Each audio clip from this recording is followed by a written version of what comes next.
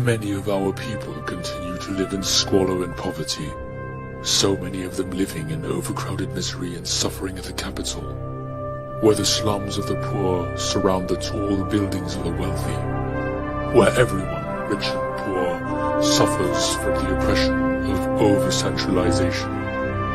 But we are blessed with a beautiful country, and we have the potential for great progress and prosperity. All we need is a new beginning to bring us a better tomorrow. We must welcome job-creating foreign direct investors. We need federalism to decongest the capital and develop the regions. We need a parliamentary system for long-term leadership and sustainable good governance. The Philippines needs constitutional reform.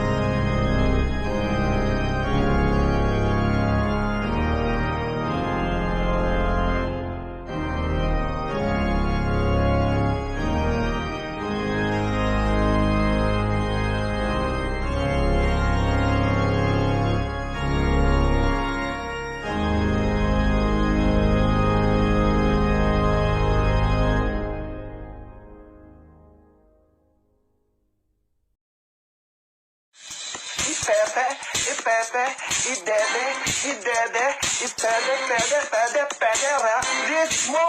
Oh, natatandaan niyo yan. Galit na galit nga kayo eh, no? Bibilis niyo mag-share eh, no? Pero looking at the bigger picture, lalo pang pinag-usapan nun ng federalismo. Now that I've got your attention, let's talk about federalism. Ano bang pinagkaiba ng current structure of territorial administration natin versus federalism? Kasalukuyan tayo nasa unitary structure of territorial administration, kung saan ang mga lalawigan ay binibigay ang halos lahat ng pera nila sa Malacanang. At ang Malacanang ay nagbibigay ng budget sa mga lalawigan para sa kanilang mga proyekto. Whereas federalism, may ilang porsyento lang na pera ng lalawigan ang pupunta sa Malacanang. Ang karamihan nito ay hawak na ng region, kung saan sila ang bahala kung paano ito gagastusin para sa pagpupunlad ng kanilang rehiyon. Kakaroon din sila ng kakayahang gumawa ng mga policy o tax incentives para umakit ng mga investors at kumpanya, para dumami ang mga trabaho sa mga mamamayan ng rehiyon. Ang taray mo na. Eh di mas malaki yung chance na mangurakot yung regional politicians kasi mas malaki yung perang hawak nila. Good question. Dito papasok ang parliamentary form of government. Side note, walang double taxation kapag nag-federalism tayo, bakla. Ano na? Kasi ang mangyayari ay split taxation, kung saan yung same percentage na nababawas sa tax mo ngayon ay mahahati lang sa dalawa. Kung saan yung isang part ay pupunta sa national at yung isang part ay pupunta sa regional. Ganun. Pakapaniwala kayo sa fake news, pepekto saan ko kayo. Okay, back to the topic. Hindi kasi sapat na maging federal lang ang structure of territorial administration natin. Kailangan din natin ng parliamentary form of government. Bakit? Dahil kapag nanatili tayo sa current form of government natin, which is presidential, ang mga registered voters pa rin ang boboto sa magiging leader natin. Based ito kung sino ang may sikat o matunog na pangalan, apelido, o magandang jingle na ginamit ng eleksyon. Pero sa parliamentary form of government, ang iboboto ng mga registered voters sa isang party at ang nanalong party ang mamimili na magiging leader natin. Based ito kung sino sa kanila ang pinakamagaling, sipag, matalino, karapat-dapat na maging leader. Meaning, makakasigurado tayo na may utak at kakayahang mamuno ang magiging leader natin. Hindi yung nadaan lang sa exposure ng mga bias sa TV advertisements at post ng mga bayarang media. Huwag nga ako. Sa parang ito, maiwasan natin ang popularity contest at dynasty. Quality leaders. Ganun. Sa parliamentary, may magbabantay sa kilos ng isang department. Kaya yari sila kapag may ginawa silang hocus-pocus aka corruption. Wherein sa presidential, mas malaki ang chance na magkaroon ng sabwatan o kampihan para makakickback sa pera ng bayan. I'm talking to you. Pork barrel scam? Huwag ganun. Bad yun. Sa parliamentary, bukod sa nanalong party na binoto ng mga tao, nagkakaroon ng shadow opposition na nakabantay sa bawat kilos na nakupong politician. So meron tayong prime minister at head minister sa bawat department. Tapos magkakaroon din tayo ng shadow prime minister at shadow head minister sa bawat department na galing sa opposition. Kaya kapag hindi nag-perform ng maayos ang isang politician, madali itong makita at mapapalitan. Parang hindi natubuan ng sungay ang mga hinayupak na yang king ina. Ito ang mga sample ng bansa na gumagamit ng parliamentary. Australia, Austria, Belgium, Canada, Germany, Switzerland. Mayayaman, pe. Ayaw mo nun? At ito naman ang mga bansang gumagamit ng presidential. Argentina, Brazil, Mexico, Nigeria, Venezuela. Ano na, hindi mo pa rin nakikita? So, in conclusion, meron tayong tinitignan dalawang klase ng structure of territorial administration, which is unitary versus federalism. Dalawang klase ng form of government, which is presidential versus parliamentary. Ang current na meron tayo ay unitary presidential. At ang mas kailangan natin, at ang gusto naman talaga ni Tatay Digong, is federal parliamentary. Ay, thank you. So ano, okay na? Malinaw na ba? Tanggalin niya si Mocha, walang kwenta. So wala ka naintindihan sa mga pinagsasabi ko?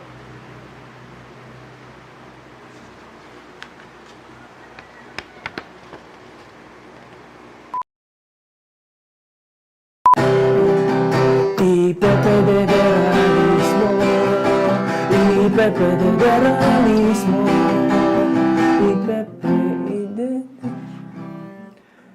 Ayaw niya talaga nung kanta. Tinry ko lang. Sorry na.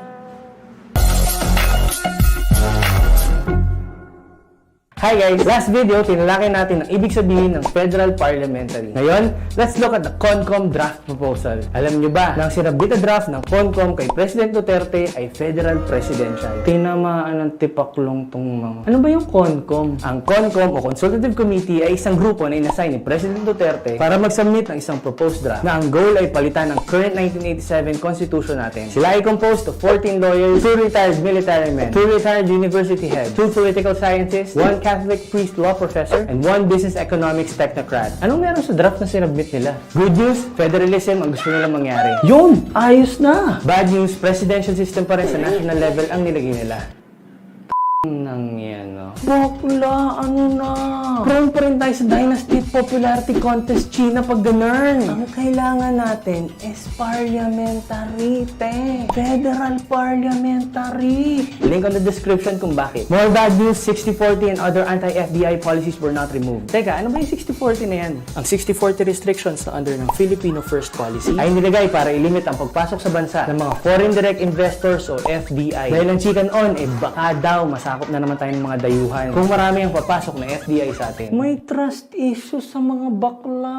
Kaya kung ikaw ay isang MNC o multinational company at gusto mo mag-invest ng negosyo sa Pinas, dapat makahanap ka ng local Filipino partner mo na kung saan 60% ng pag-aari ng kumpanya mo ay nakapangalan sa kanya at 40% lang official na magiging pag-aari mo. Ganun. So anong sabi ng mga fam? That's huge! That's not fair, dude. We'll just go somewhere else. Ayun, nagsipuntahan sila ngayon sa ibang mga bansa na walang anti-FDI restrictions o 60-40 policy gaya ng Singapore. Alam nyo ba, na sobrang dami ng FDI na nagsiset up ng business sa kanila. Kasama na doon yung famous landmark nila na Marina Bay Sands na majority ay pag-aari ng isang American company. Pero nasakop ba sila? Hindi, di ba? Mas yumaman pa nga, te. Alam nyo bang dati silang third world country at mas mayaman pa ang Pinas sa kanila noong 1950s at 60s. Pero ngayon, dahil sa tulong ng mga FDI, first world country na sila. Bitch. Kaya tayo, nga. Dahil sa 60-40 na to at kung ano-ano pa mga restrictions na nagdi-discourage sa mga fam na pumasok sa atin, tayo na lang ang nag-iisang bansa sa buong mundo na may ganitong klaseng restrictions. Oh, gulat ka.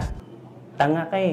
Easy. Ang resulta, sobrang baba ang nakukuha nating investment sa mga MNCs kumpara sa mga karatig nating bansa. Kaya konti lang ang mga magagandang trabaho sa Pilipinas. Napipilitan ang mga Pilipino na maging OFW at malayo sa kanilang mga pamilya. And here's where the drama starts.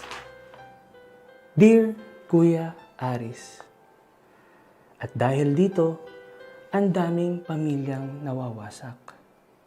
Mga mag-asawang nagkakahiwalay dahil sa LDR. Mga dumadaming married sa Pinas pero single sa abroad na civil status. Mga magulang na nag-a-abroad at naiiwan ang mga anak. Hindi nagagabayan ng tama hanggang sa malihis ng landas at mauwi sa mga bisyo o paggamit ng droga.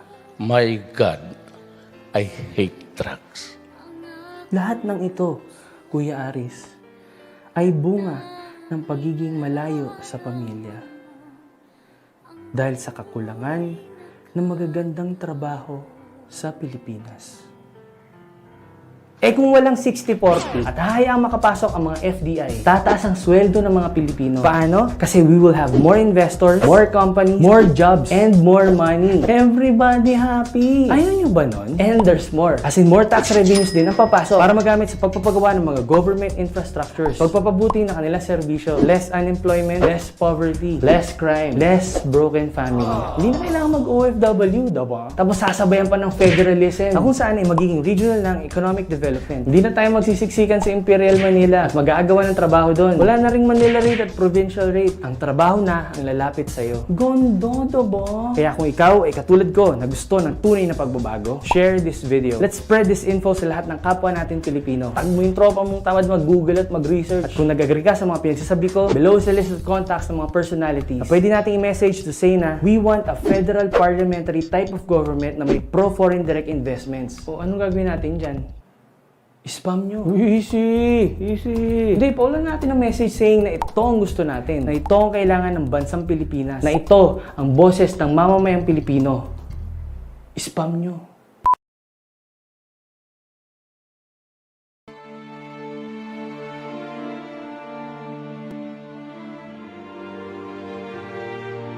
The Philippines is a country that used to be the most promising in Southeast Asia. And in Asia itself, it was second only to Japan. Sadly, it has floundered into becoming a country where massive unemployment and poverty have generally become the norm. Where extremely poor people who have become more and more numerous are forced to eat leftover food that has already been discarded into the trash. And where millions of Filipinos are forced to leave their loved ones and families in order to work abroad, oftentimes in very menial work not commensurate to the higher education levels achieved by these workers. And this happens because decent paying jobs are just way too scarce. The Philippines has also consistently suffered from a crisis of leadership, in which good leaders may emerge, but are then replaced after their terms by incompetent buffoons who tend to erase whatever gains the relatively good leaders achieved during their terms. In the past, it was often argued that tropical countries like the Philippines and many others in Asia, Latin America and Africa tended to be inherently disadvantaged because, in contrast to temperate countries where the climate features winters that eliminate those who fail to work hard and plan ahead, the benign tropical climate does not force people to work as hard or plan in advance. It is quite true that for a long time, some of the poorest countries in the world tended to be those that were warm and tropical. Fortunately, there is a country that is also in the tropics that has proved that being tropical need not mean that economic success is necessarily elusive and exclusively reserved only for the so-called cold countries. Singapore has proved that a tropical country, despite its climate disadvantage, can actually become one of the most successful in the world, even beating many temperate countries that make up the first world in numerous performance indices. How did Singapore do it? The answer is in high-quality leadership that emerged through a highly meritocratic parliamentary form of government and an obsession with learning best practices from the rest of the world and not having to reinvent the wheel. In everything it did and continues to do, from the attraction of foreign direct investors to the adoption of best practices into government services from industry, or the adoption of the same from other societies, Singapore has proved that openness and the obsession with always taking the best works.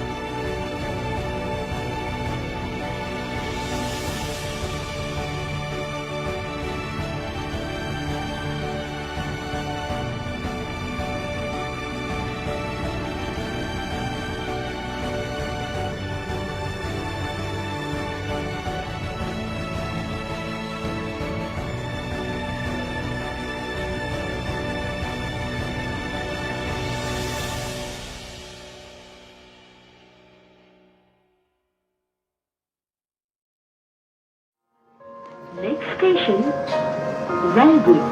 No society in human history has improved the standard of living of its people faster and more comprehensively than Singapore has. Next station, Kangkar. Well, Singapore 40 years ago was a swamp with 500,000 people. Singapore now, 40 years later, is the country with the largest foreign currency reserves per capita of any country in the world. Next station, Rumbia. It's very practical and concerned with things that you can see and you can count. Next station, Bakau. It's got the best education in the world, the best healthcare in the world. It's astonishing to come to Singapore and see that everything works. Next station, Canberra Bay. Singapore is a glimpse into the future of Asia.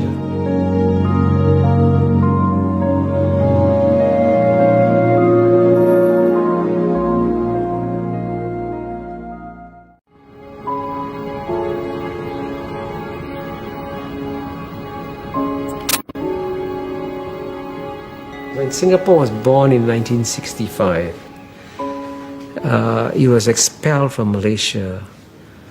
Everybody said, including the leaders of Singapore, that Singapore was going to become a failed state because Singapore was a city, like a heart of a body, detached from its hinterland. Now when you take the heart from the body, the heart dies. So everyone thought that Singapore would die. And it has become an absolute shock to Singaporeans that we've ended up having the most successful state in human history. How did we do that? It was because we had extraordinary leaders. Whoever governs Singapore must have that iron in him, or give it up. This is not a game of cards. This is your life and mine. I've spent a whole lifetime building this. And as long as I'm in charge, nobody's going to knock it down. I cannot describe it. I can only tell you how it evolved. And how you would describe it is up to you, but this is the way I saw it. When we became independent in 1965, in August, we were a small island, suddenly without a hinterland. How do we make a living? When both Malaysia and Indonesia did not want to trade through us. And we decided our best chance was to make ourselves different from our neighbors. We must be different because we are different, and we must be different in a better way. What they cannot do, we must do. And gradually, we came to the conclusion that we should create a first world oasis in a third world region. First thing is the economy. Without that, you have no jobs, no revenue, no nothing. So we started manufacturing, and we invited or attracted multinationals to invest in Singapore, build their factories here, made goods, and exported it abroad. Then we had jobs. Then we had revenue. And with that revenue, we were able to build homes, build schools, educate them, build hospitals, and so we progressed. But without an economy, nothing works. In the late 60s and 1970s, when Singapore was still struggling, all the developing countries said foreign investment is bad. Foreign investment is capitalists from America and Europe coming and exploiting you, exploiting your cheap labor, taking the profits and running away. And if you allow foreign investment in, it's like allowing yourself to be raped by foreign invaders. Singapore said no. Foreign investors create jobs. Foreign investors bring in capital. Foreign investors bring in markets for their products. Foreign investors train and develop our labor force. So Singapore did the exact opposite of all the developing countries. Now, for a small country like Singapore, to go against the conventional wisdom of all of Latin America, all of Africa, all of Asia, Singapore says, no, we will be different. So Singapore's capacity to ignore the conventional wisdom of the day and choose its own pragmatic solutions was quite unique.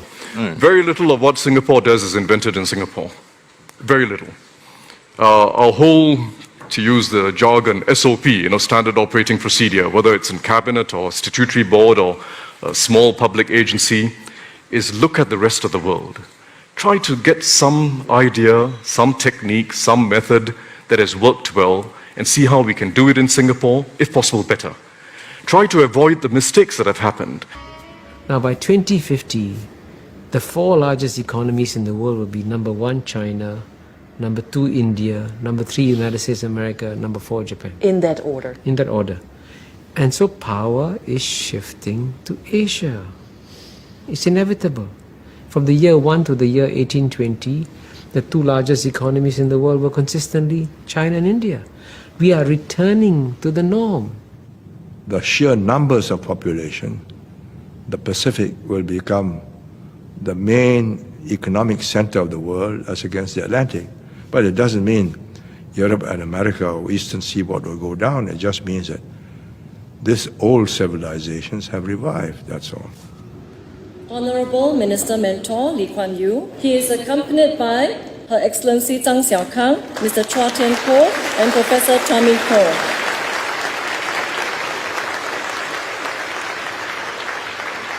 It was 30 years ago, that is December 1978, that the historical third plenary session of the 11th Central Committee of the Communist Party of China was held, which officially initiated China's reform and opening up.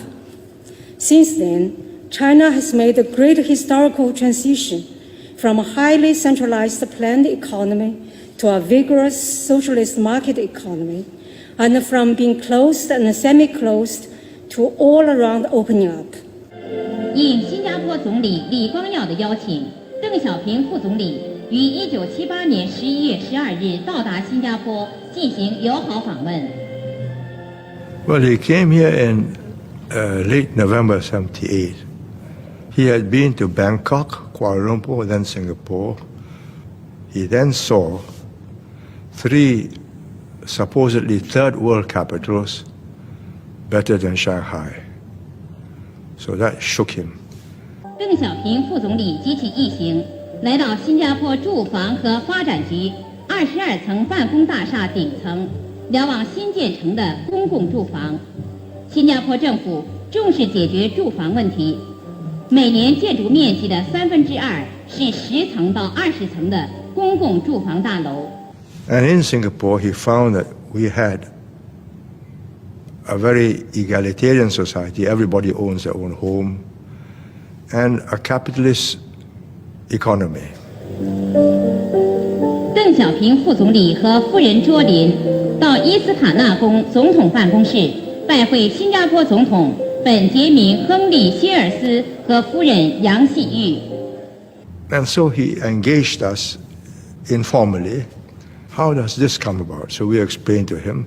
So it must have dawned on him that you can work the capitalist system and yet bring about egalitarian or more or less socialist results. So when he went back, I think he must already have been thinking for several years that the communist system was not working. Yeah. So that December, he decided on opening up, I think, 6 special economic zones. We sparked off in him the ideas that we can use the world's capital, technology, expertise, and develop.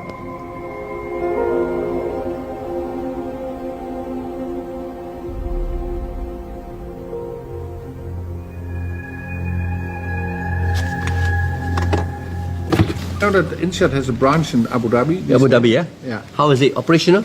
It's operational. It's starting. We opened it last year, and it has to find its way, of course. But I was there last week.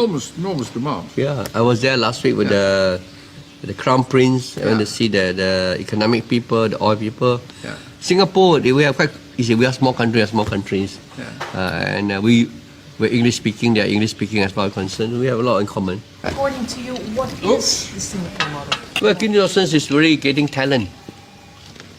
No, we are in a good location, yes, but we have to collect talent and treat everybody equal, give everybody equal opportunity, education, and housing and healthcare, 3 fundamentals. The rest up to them. The Singapore model is just a pragmatic model. Wherever it works, we have no fixed ideology. Our key is that we look to the world as our market. We have no domestic market. And the good thing is that we are English speaking. We treat everybody, Indian, Chinese, Malay, equal. Well, we are not ideologies. I mean, I'm interested in theories and formulas, but I'm more interested in what works. And if a theory doesn't work, I push it aside and try another one. And what works, we implement and improve on. We are pragmatists. We are pragmatists in the sense that we are utilitarians. Singapore has been the most successful country in the past 40 years. Japan was the most successful in the past 50 years. It too was a one-party state for nearly all of that time. China's been the most successful in the past 30 years. It too was a one-party state. And Singapore the most successful in the past 40 years. Not suggesting that one-party states are good, but facts are these countries have done well. They've had smart people running them. Deng Xiaoping in China was a brilliant guy, it turns out. The guy running this place was a brilliant guy. So they put it all together. They've worked hard, saved and invested, and they've directed their energies and their capital into the right areas. It's worked.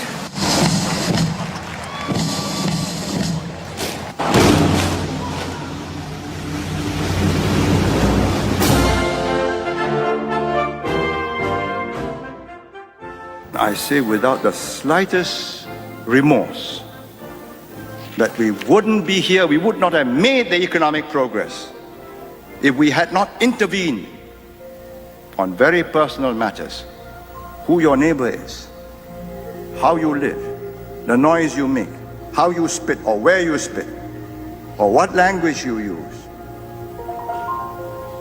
Had we not done that and done it effectively, we would not be here today. And the government has been very wise in terms of crafting the right policies.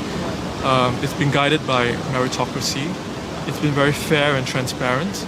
So the people of Singapore, I think, have a great deal of trust in the government. Maybe so much so that, the opposition maybe is a little weak. But if you look at what the PAP has been able to achieve in Singapore, then I think you can see why the people would be quite happy with the way it is. They provide to the people what the people want. And that is? And the people in Singapore are very happy. They have some of the best healthcare standards in the world. Singapore has got no racial tensions.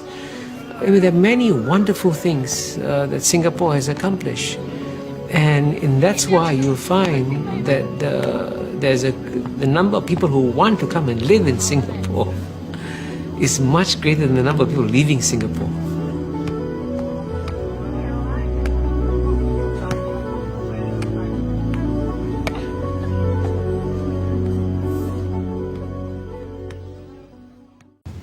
The social compact is we will give you a stake in life. We'll give you and your child, all your children, good education, good health, a home. The rest is up to your effort. How well you do it, how well you work, how high you get up, it depends on you. We do not promise you equal results. We promise you equal opportunities. Every worker has his own savings and his own saving pool. But the state doesn't promise to take care of you forever because we feel that creates a dependency on the state which is unhealthy. Well, when you're out of a job, we find you a job. And if it is not as good as your old pay, we give you a supplement. But if you refuse that job, then you get nothing. So you must work. In other words, what we are trying to do is personal responsibility.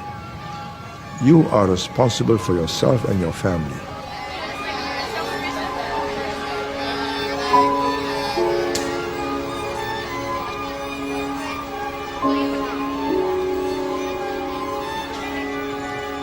That's a big lesson we've learned from what we call excessive social welfareism in states.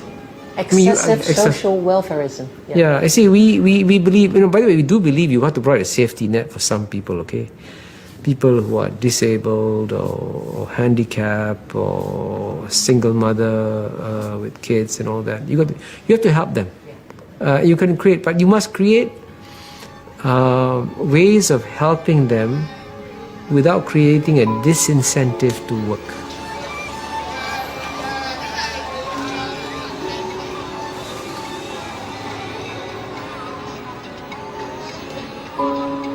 Well, I would say we are different societies. Europe went through 2 devastating wars, which nearly destroyed it after the Second World War. Then it recovered with the help of the Marshall Plan.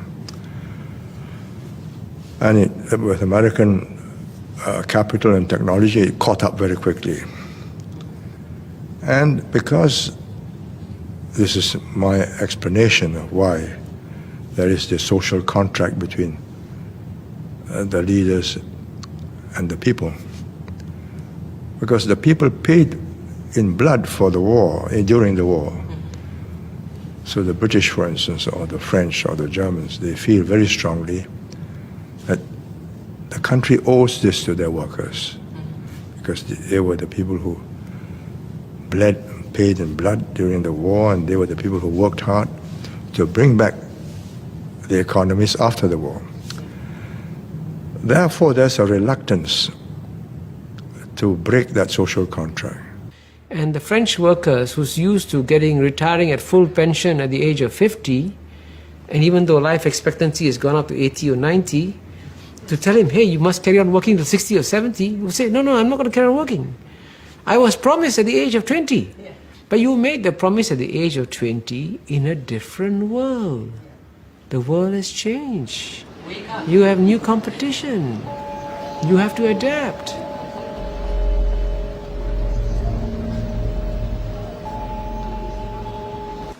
You see, you can afford to be ideological when you are sure that you will be forever affluent and prosperous, right? Then you can tell the world you should do this, you should do this, you should do that. But it's a much more competitive world economy. We all have to adapt and adjust.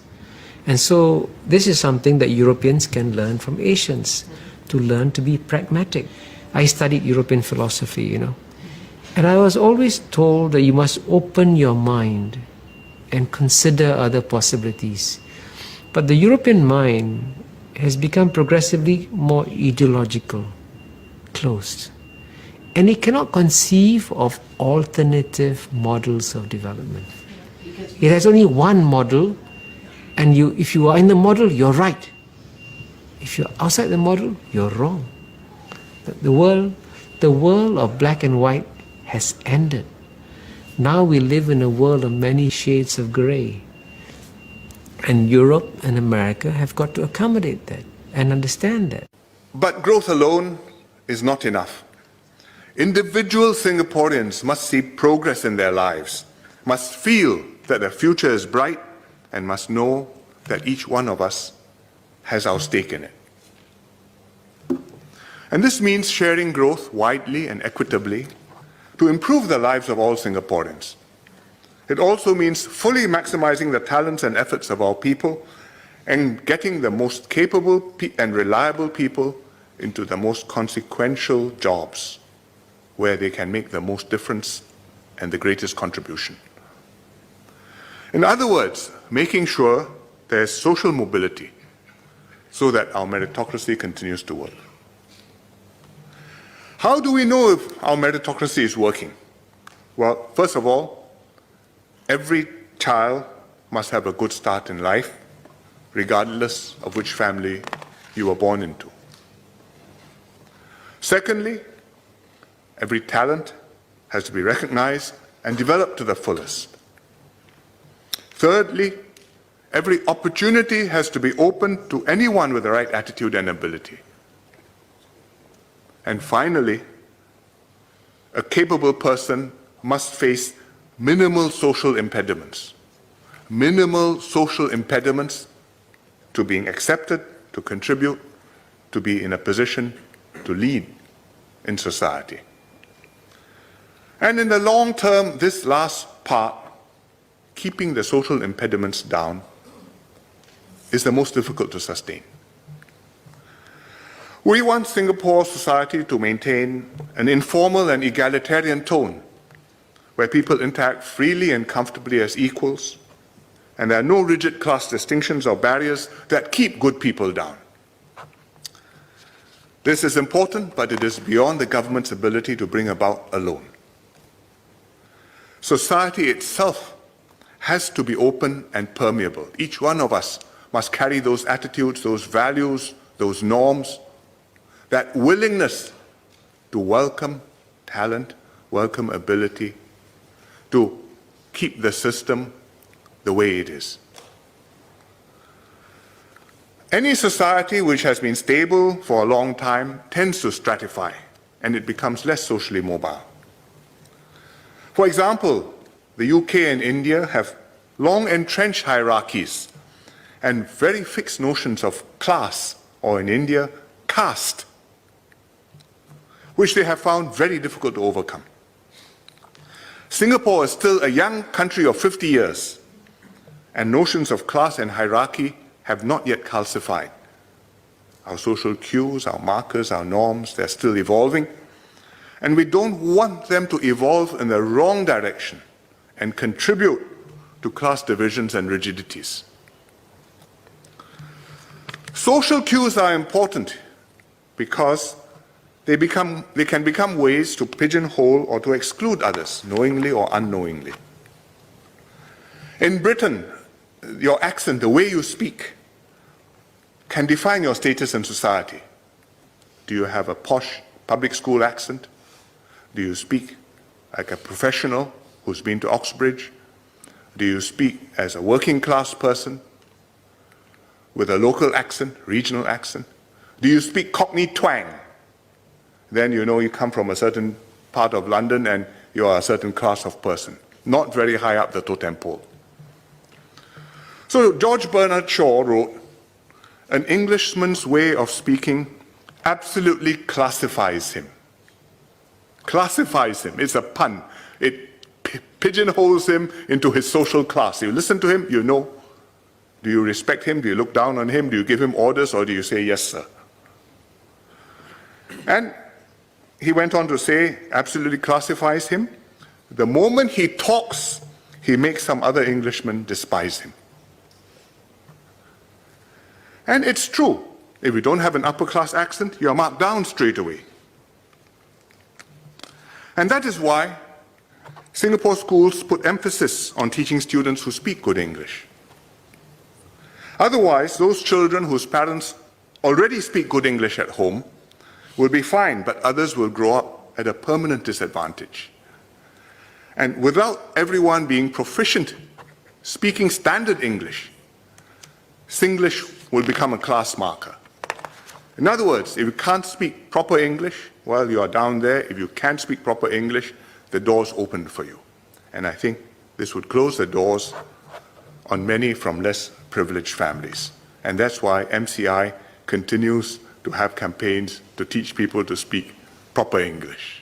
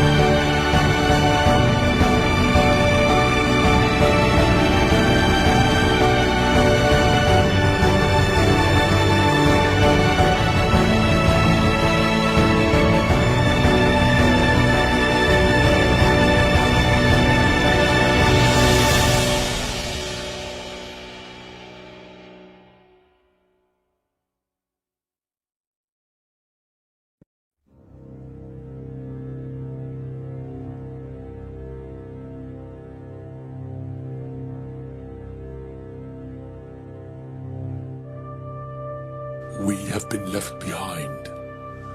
Many of our people continue to live in squalor and poverty, so many of them living in overcrowded misery and suffering at the capital, where the slums of the poor surround the tall buildings of the wealthy, where everyone, rich and poor, suffers from the oppression of over-centralization.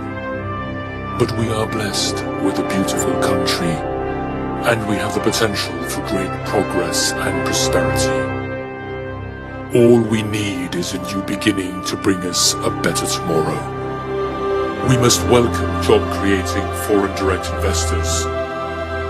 We need federalism to decongest the capital and develop the regions. We need a parliamentary system for long-term leadership and sustainable good governance. The Philippines needs constitutional reform.